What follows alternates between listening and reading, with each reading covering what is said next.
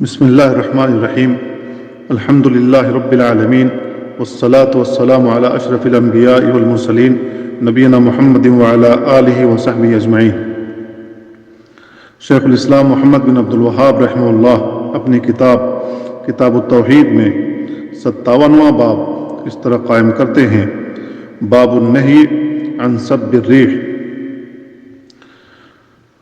شیخ الاسلام محمد بن عبد الوہاب رحمہ اللہ اس باب میں یہ بتانا چاہتے ہیں کہ ہوا اللہ کی مخلوقات میں سے ایک مخلوق ہے۔ اللہ تعالیٰ اسے جدھر چاہتا ہے چلاتا ہے۔ یہ کسی چیز کی مالک نہیں ہے اور نہ ہی کسی امر کی تدبیر کرتی ہے۔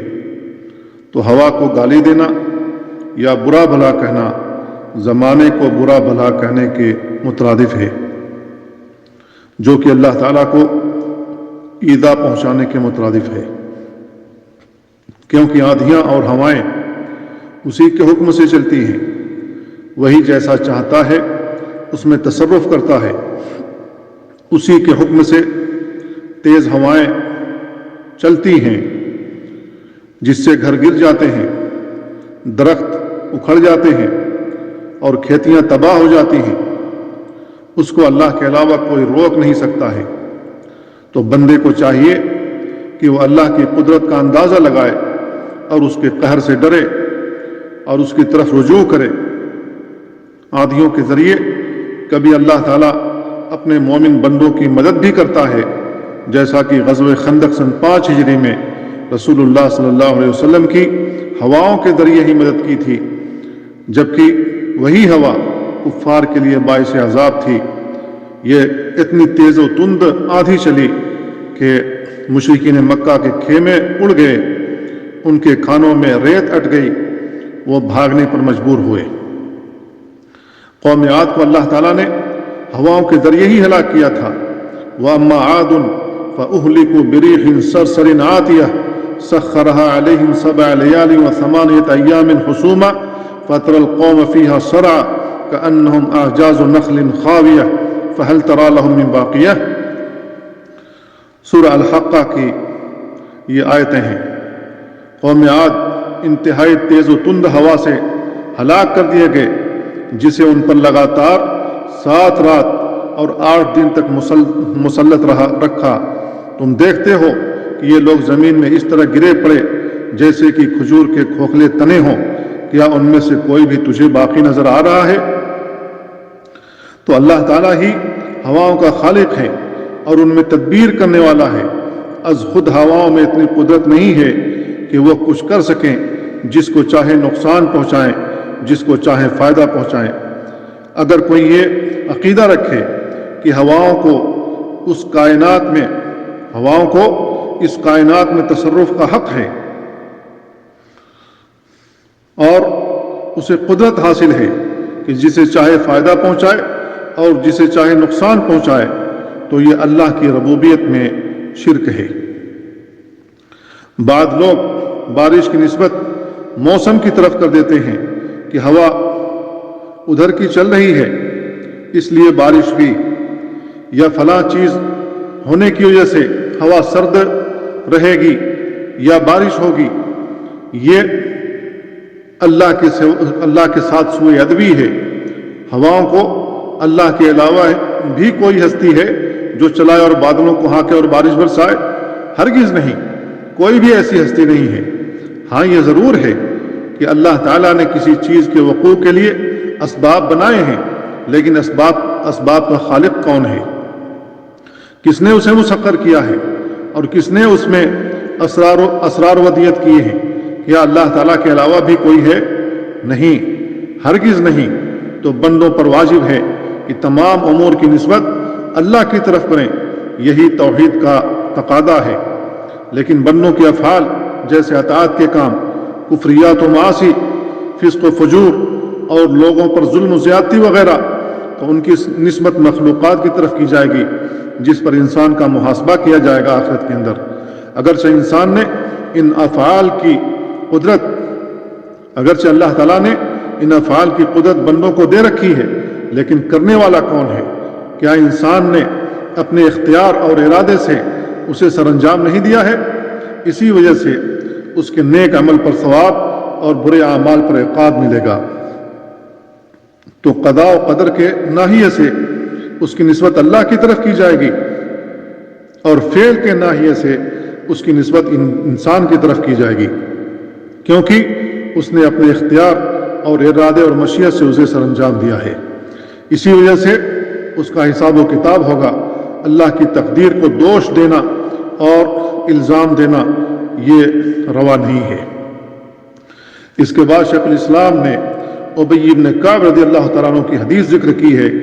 وہ بیان کرتے ہیں کہ رسول اللہ صلی اللہ علیہ وسلم نے ارشاد فرمایا، ہوا کو گالی نہ دو، جب تم ناپسندیدہ ہوا دیکھو تو یہ دعا پڑھو، اللہم انا نسألک من خیر هذه الريح وخیر ما فيها وخیر ما امرت به ونعوذ بک من شر هذه الريح وشر ما فيها وشر ما امرت به۔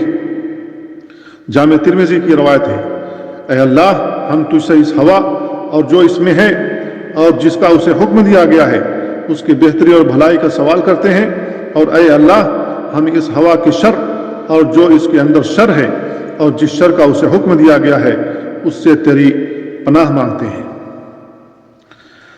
ہوا اور آندھی کو گالی دینا یا برا بھلا کہنا زمانے کو برا بھلا کہنے کے مانند ہے، جو کہ اللہ تعالیٰ کو ایذا پہنچانے کے مترادف ہے، کیونکہ ہوائیں اور آندھیاں اسی کے حکم سے چلتی ہیں۔ البتہ یوں کہنے میں کوئی حرج نہیں ہے کہ ہوا تیز ہے، ہوا ٹھنڈی ہے، ہوا گرم ہے، اس طریقے کے الفاظ کہنے میں کوئی حرج نہیں ہے۔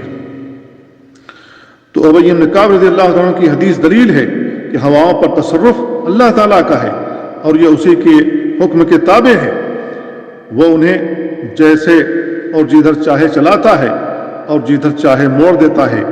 اسی لیے رسول اللہ صلی اللہ علیہ وسلم نے تعلیم دی کہ جب ناپسند ہوا اٹھے اور آندھی دیکھو تو یہ دعا پڑھ لیا کرو۔ اس حدیث میں رسول اللہ صلی اللہ علیہ وسلم نے منع فرمایا کہ ہوا کو گالی نہیں دینا چاہیے، ہوا پر لعن طعن نہیں کرنا چاہیے، جیسا کہ زمانے جاہلیت میں لوگ کیا کرتے تھے کہ جب ان کو رغبت کے خلاف ہوا چلتی، جب ان کی رغبت کے خلاف ہوا چلتی تو ہوا کو برا بھلا کہتے۔ آج بھی لوگ ایسا کرتے ہیں، پتنگ اڑاتے وقت جب ہوا خلاف ہو جائے تو اسے گالی دینے لگتے ہیں، برا بھلا کہنے لگتے ہیں، یہ درست نہیں ہے۔ اس سے رسول اللہ صلی اللہ علیہ وسلم نے منع فرمایا ہے۔ اگر ہوا کے ذریعے کسی کو نقصان پہنچتا ہے تو اس بندے کو اپنا محاسبہ کرنا چاہیے، کیونکہ گناہوں کی سزا بندوں کو مختلف طریقے سے اللہ رب العالمین دیتا ہے۔ فلما رأوه عارضا مستقبل أوديتهم قالوا هذا عارض ممطرنا بل هو ما استعجلتم به ريح فيها عذاب أليم تدمر كل شيء بأمر ربها فأصبحوا لا يرى إلا مساكنهم كذلك نجزي القوم المجرمين۔ پھر جب انہوں نے عذاب کو بصورت بادل دیکھا اپنی وادیوں کی طرف آتے ہوئے تو کہنے لگے یہ بارش ہم پر برسے گی، نہیں بلکہ دراصل یہ بادل وہ عذاب ہے جس کی وہ جلدی کر رہے تھے، ہوا ہے جس میں دردناک عذاب ہے جو اپنے رب کے حکم سے ہلاک کر دے گی۔ پس وہ ایسے ہو گئے کہ بجز ان کے مکانات کے کچھ دکھائی نہ دیتا تھا۔ مجرموں کو ہم یوں ہی سزا دیتے ہیں۔ سورہ احقاف کی آیتیں۔ اسی لیے رسول اللہ صلی اللہ علیہ وسلم جب بادل اور ہوا دیکھتے تو آپ کے چہرے کی رنگت بدل جاتی اور آپ اللہ کے عذاب سے پناہ طلب کرنے لگتے تھے اور فرمایا کرتے تھے کہ اسی ہوا کی وجہ سے پوری کی پوری قوم اللہ رب العالمین نے ہلاک کر دی، تباہ کر دی، صفحہ ہستی سے مٹا دی۔ شیخ الاسلام نے یہ باب قائم کرنے کے بعد جو حدیث ذکر کی ہے اس سے شیخ الاسلام نے چند مسائل نکالے ہیں۔ پہلا مسئلہ یہ ہے کہ اس حدیث سے معلوم ہوا کہ ہوا کو گالی دینا یا برا بھلا کہنا منع ہے۔ نمبر 2، اس میں یہ تعلیم دی گئی ہے کہ جب انسان کو کوئی ناپسندیدہ اور ناخوشگوار چیز نظر آئے تو مفید چیز کی دعا کرنی چاہیے۔ نمبر 3، یہ بھی معلوم ہوا کہ ہوا از خود نہیں چلتی بلکہ اللہ تعالیٰ کے حکم سے چلتی ہے اور اسی کے حکم کی پابند ہے۔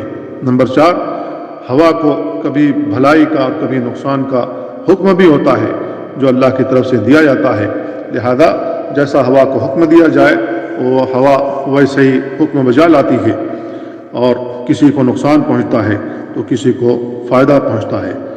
تو بہرحال ہوا کو برا بھلا نہیں کہنا چاہیے اگر کسی کو نقصان پہنچے۔ اللہ تعالیٰ سے دعا ہے اللہ ہمیں ان باتوں کو سمجھنے اور ان پر عمل کرنے کی توفیق عطا فرمائے۔ وصلی اللہ وسلم علی نبینا محمد وعلی آلہ وصحبہ اجمعین۔